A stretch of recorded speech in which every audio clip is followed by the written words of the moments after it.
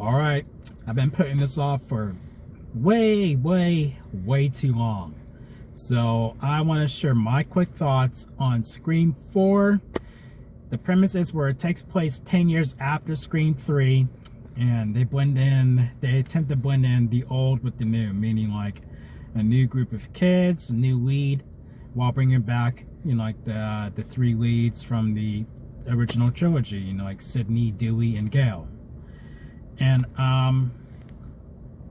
when they announced it, I was very skeptical because I thought Scream 3 wrapped up nicely. There's some things that didn't age well with the movie, like when you look back on it years later. But still, overall, I think it overall holds up as a good conclusion. And then this movie sort of tries to justify that Scream needs to continue, apparently.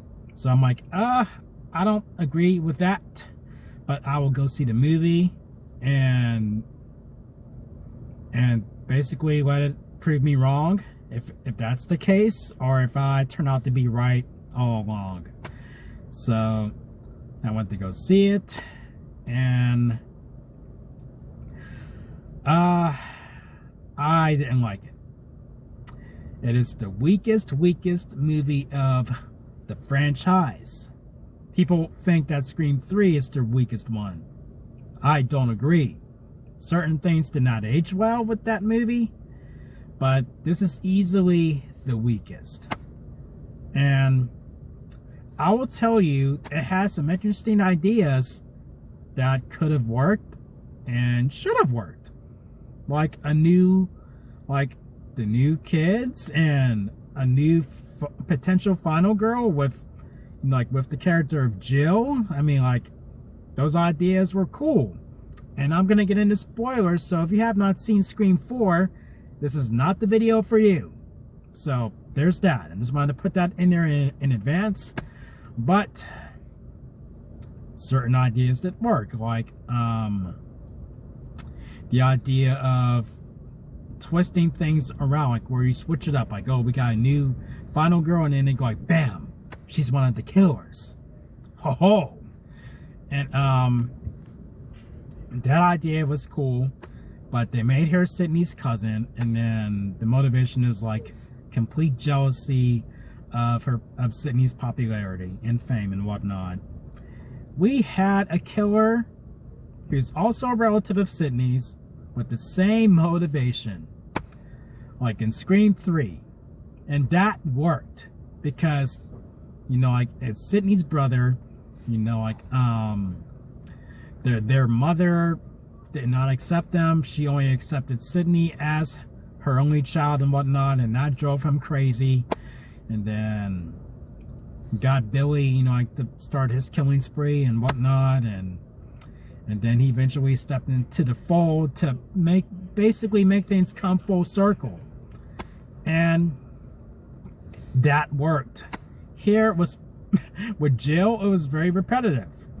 Emma Roberts portrayed her well, and I just felt like that's an idea that could have worked, but it didn't. Not to me. And another crucial part of this movie that really is bad, really bad, is the comedy. It is more comedy than horror. Like, not once did I go, oh crap.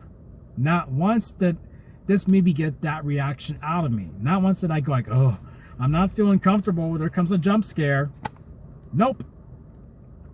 It felt more like a parody of, the idea that they had.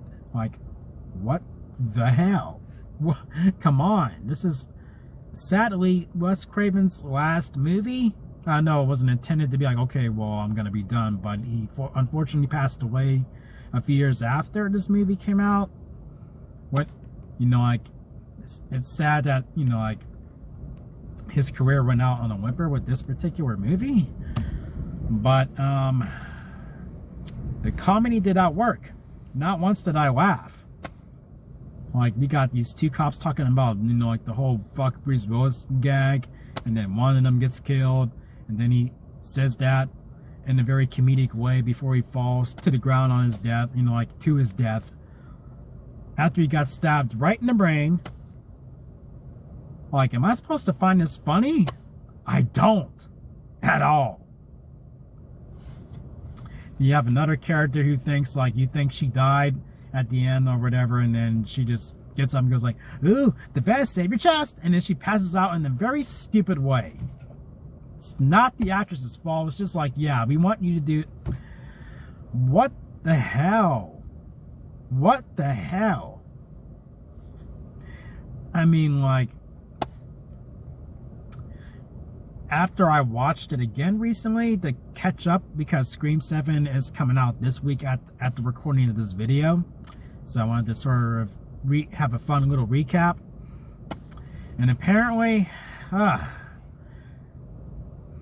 to this day, this is the weakest Scream movie ever. And I don't see any movie in this franchise topping that. I don't see Scream 7 topping that or dethroning this movie. But time will tell. But that all being said, Scream 4 gets 2 out of 5. Maybe a very weak 2 out of 5. Man, oh man.